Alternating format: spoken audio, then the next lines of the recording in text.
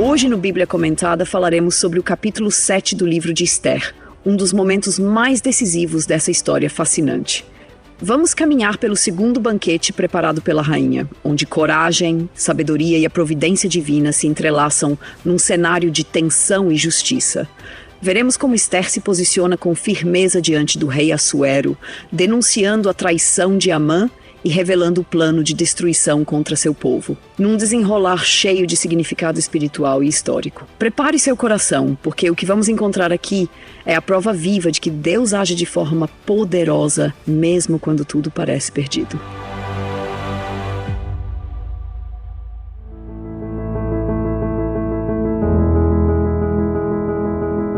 O banquete estava preparado. Ali, no cenário riquíssimo do Palácio Persa, Esther, com uma sabedoria que só pode ter sido moldada em oração e lágrimas, aguardava o momento certo. O rei Assuero e Amã estavam à mesa, convidados especiais para esse segundo banquete que a rainha havia organizado com tanto cuidado. A atmosfera, embora revestida de luxo e aparente descontração, estava carregada de uma tensão invisível, como aquelas cordas de um arco esticado até o limite, prestes a lançar a flecha. O rei, curioso e ansioso, volta a perguntar, assim como fizeram no primeiro banquete. Era costume entre os reis da Pérsia oferecer grandes favores a quem lhes proporcionasse prazer ou demonstrasse lealdade, algo culturalmente enraizado naquela época de monarcas absolutistas. Por isso ele insiste: qual é a tua petição, rainha Esther, e ser-te-á concedida? Qual é o teu desejo? Até metade do reino se fará. Esse, até a metade do reino, era uma expressão proverbial, usada para dar ênfase e mostrar que o rei estava disposto a atender generosamente qualquer pedido razoável, sem necessariamente se referir à divisão real do império. Esther então se ergue, mas não com pressa ou desequilíbrio. Ela sabe que a vida do seu povo, a preservação da promessa messiânica e o próprio futuro da história sagrada dependem de cada palavra que sair da sua boca.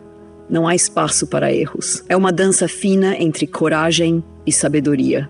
Ela começa com palavras de profunda humildade. Se achei favor perante ti, ó rei, e se bem parecer ao rei que me seja dada a minha vida como petição e o meu povo como desejo.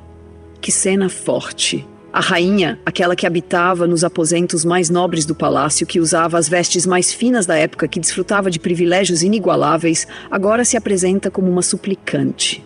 Em termos culturais e sociais daquele tempo, isso era desconcertante. Nenhuma rainha se expunha dessa maneira sem um motivo gravíssimo.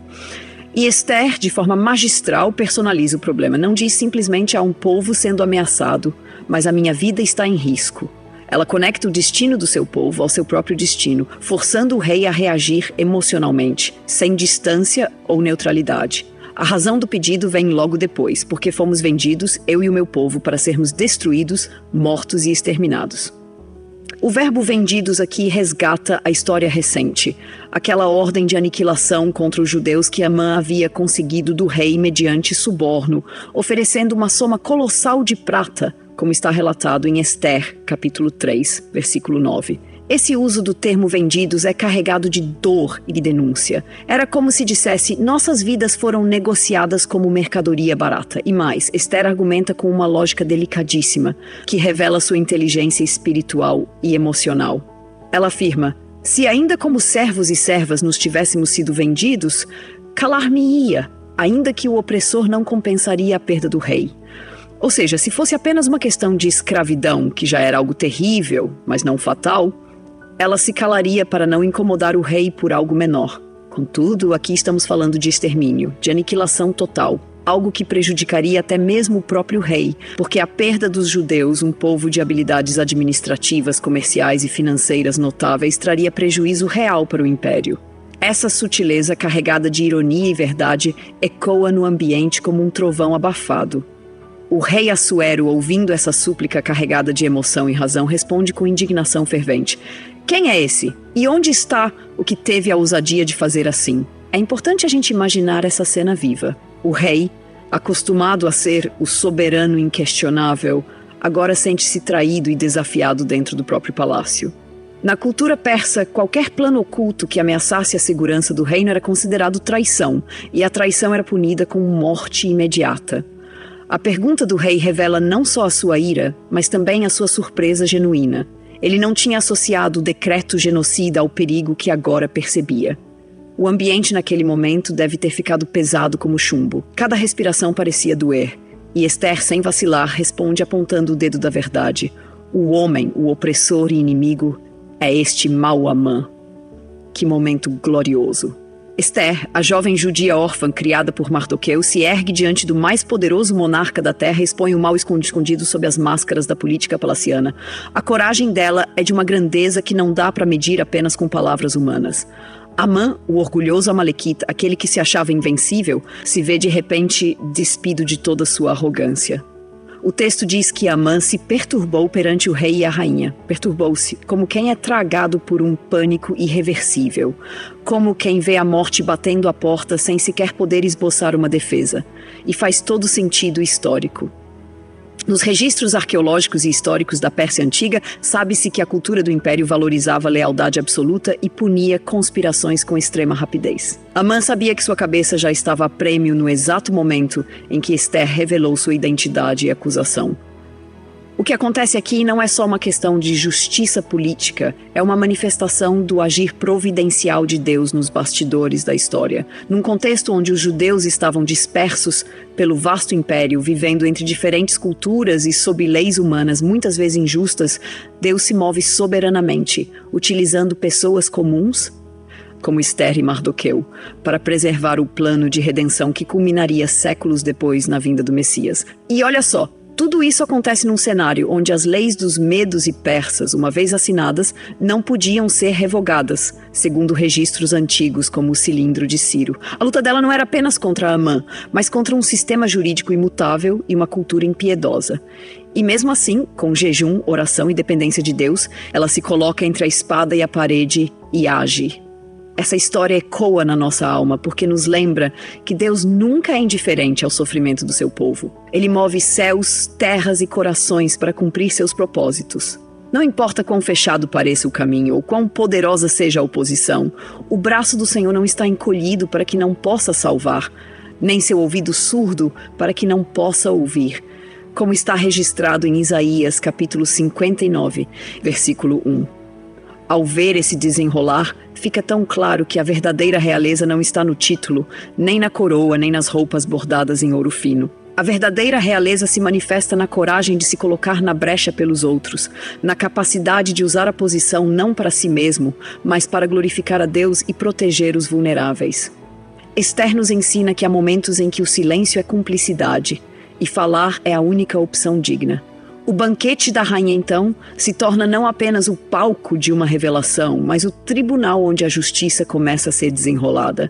E esse é só o começo do desfecho que Deus cuidadosamente vinha tramando por trás dos panos.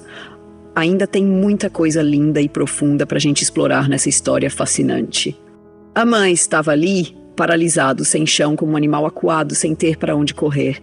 Quando Esther aponta com toda clareza que ele é o homem, o opressor e inimigo, a máscara que Amã usava diante do rei cai como folha seca levada pelo vento de outono.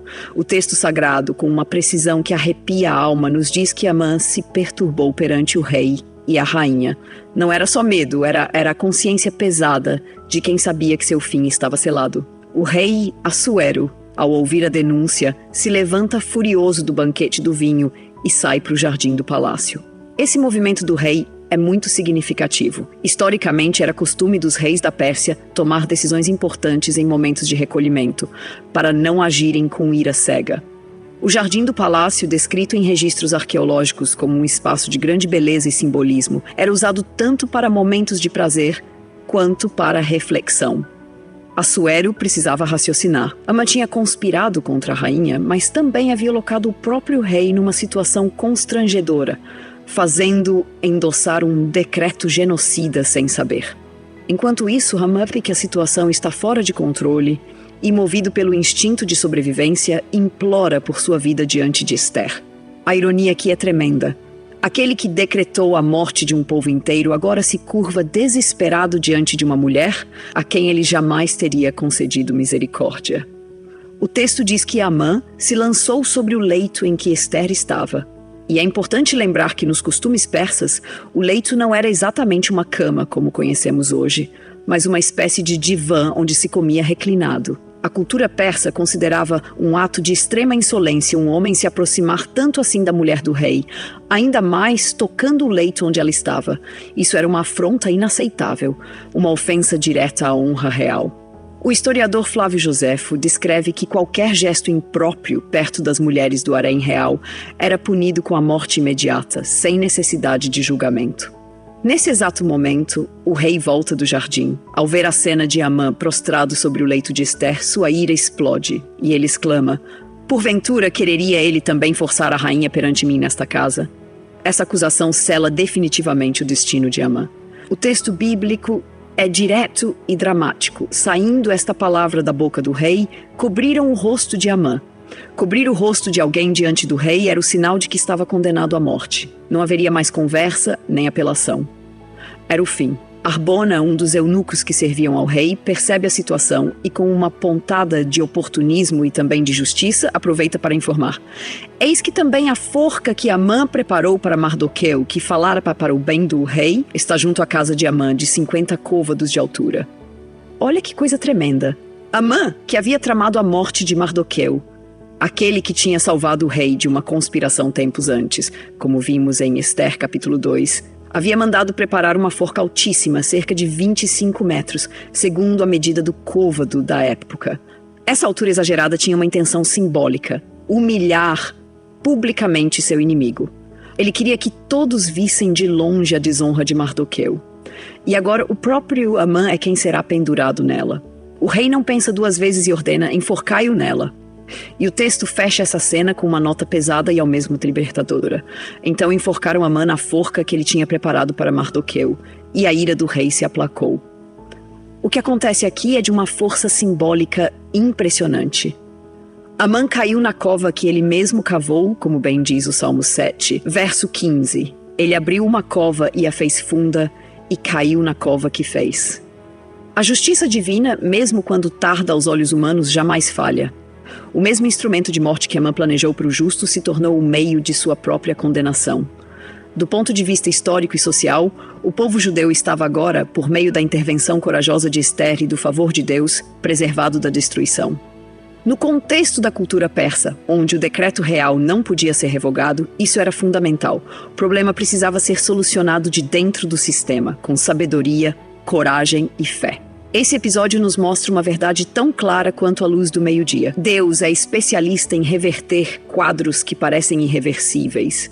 Quando parece que tudo está perdido, quando as forças do mal se levantam com arrogância e prepotência, o Senhor dos Exércitos já está preparando o dia da reversão. E ele usa pessoas dispostas, sensíveis à sua voz, corajosas na hora certa, como Ester. O quadro pintado nesse capítulo é de tirar o fôlego. Um cenário que tinha tudo para terminar em tragédia se transforma num monumento de justiça e honra. E tudo isso se desenrola dentro dos corredores de um palácio pagão, sob um rei que nem sequer conhecia o Deus de Israel, mas que, sem saber, estava sendo instrumento nas mãos do Altíssimo. O que Deus começou a fazer aqui ainda ressoaria pelos corredores do tempo, pois seu plano redentor para a humanidade jamais seria frustrado por decreto humano, nem por tramas políticas. O fio da história continua entrelaçado nas mãos de um Deus que governa soberanamente sobre reis e plebeus, sobre tronos e campos, sobre o visível e o invisível.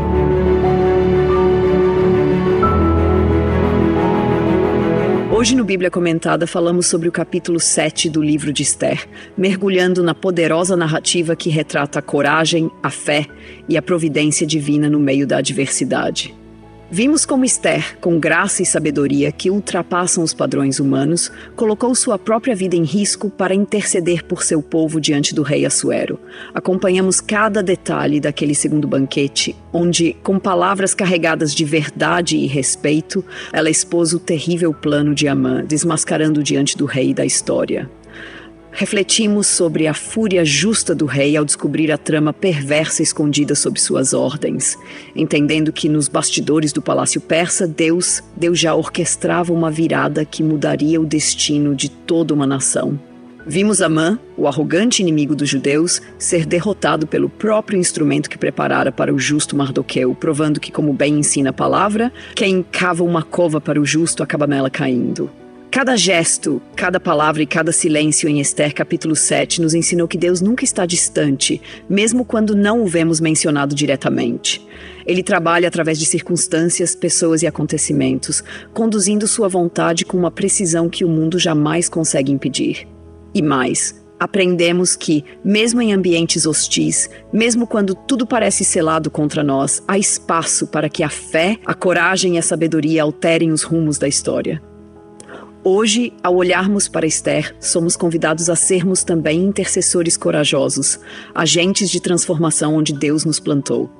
Somos lembrados que Ele é o Senhor das reviravoltas, aquele que transforma lágrimas em canções de vitória e que jamais abandona os seus, mesmo quando o cenário parece mais escuro.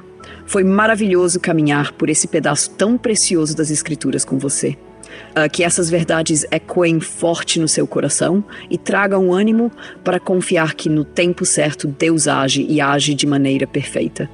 Que assim como Esther, a nossa vida também seja usada para propósitos maiores, para a glória do nosso Deus. Quer seguir juntos no próximo capítulo? Vai ser uma bênção explorar mais da maravilhosa mão de Deus guiando essa história.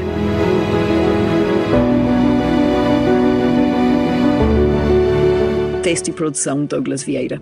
Faixa por Pixabay and Inspire 90 BPM. Voz por ChatGPT 4.5 tipo Vale. Bibliografia, comentários expositivos Hernandes Dias Lopes, editora Agnus. Comentário bíblico Matthew Henry, editora CPAD. Antigo e Novo Testamento interpretado versículo por versículo Russell Norman Champlin, editora Agnus. Os Tesouros de Davi, Charles Spurgeon, editora CPAD.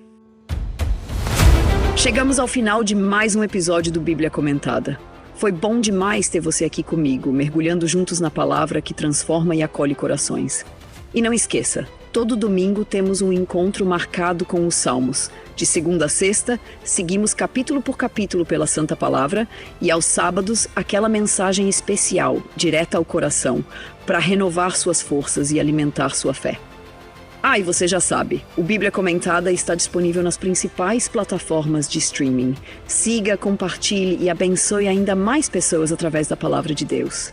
Até nosso próximo encontro. Deus abençoe sua vida.